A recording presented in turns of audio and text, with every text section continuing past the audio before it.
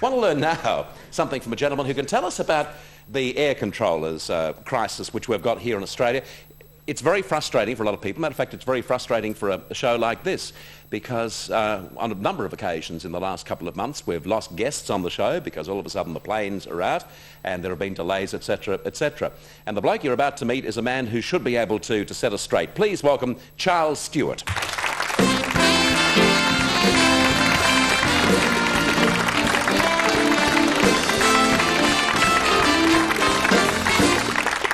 Your full title, you're the International Vice President of the Air Traffic Controllers Association. Yes, the Technical Vice President. Yeah.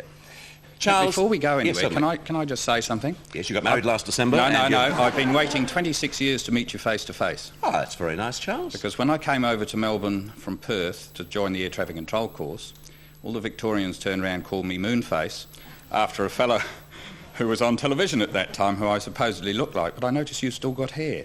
Well, I actually, Charles, I shouldn't have hair, but I've had some hair transplants, and they've worked quite well. Yes, I obviously need one too. Well, just turn around. You've got lots of area for it. If you don't want to do it yourself, could I borrow some from myself? Well, it's up to 26 years, yes. Originally from Perth, as you say. Yes. Let me have a close look at Charles on camera, please, Tony. Really tight, if you could. Really tight. Yeah, there's a moon face there. Yeah. How old are you, Charles? 48. 48. That's okay. No problem with me. I'm 2 years younger than you, but don't have to worry about that. Let's just chat about hair transplants and moon faces and things and forget this. Yes. We can't forget the air traffic controllers thing because as I said before, Charles, it really is a pain in the patootie to most people. Why is it happening? How is it happening? And is there any way out of it? Well, fundamentally, it's due to the lack of staff. Air traffic control, like many areas in the aviation industry, rely on replacing people who go sick by calling people in on their days off. Now, it's more obvious in air traffic control if you can't find a replacement, because then you have to close down certain pockets of airspace or maybe even the aerodrome.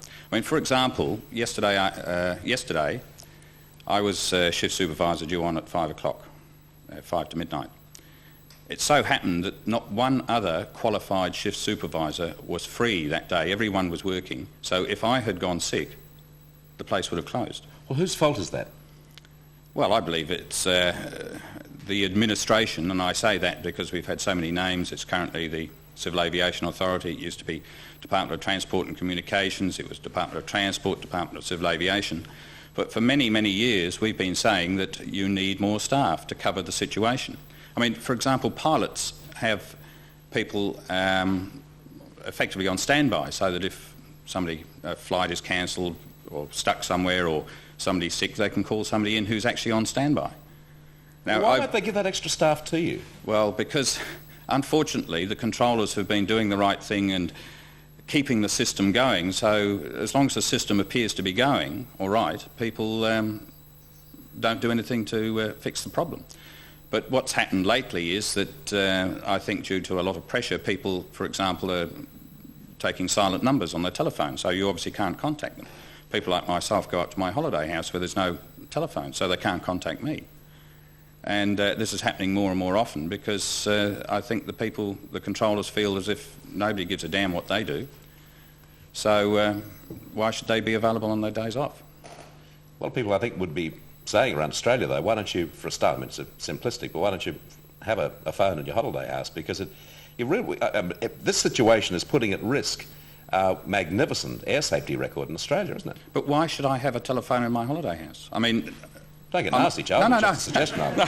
Well, apart from the fact I can't because it's all gas-operated up there and I haven't found a gas-operated telephone yet. But, no, I mean, I don't see why, at this stage, I should have to have a telephone for my days off. That effectively means that I never have a day off. Mm. Well, I can't understand why you and the government can't really get together and get the solution, because it's to a stage now where it's not only affecting people personally, but it's affecting trade, it's affecting the economy of Australia, it's affecting business, it's affecting employment. Even in a situation like this, I mean, this is probably a very, very small example, but at a show such as this, and it happens with other television programs too, where you need to bring people from interstate to the place of where you do your show.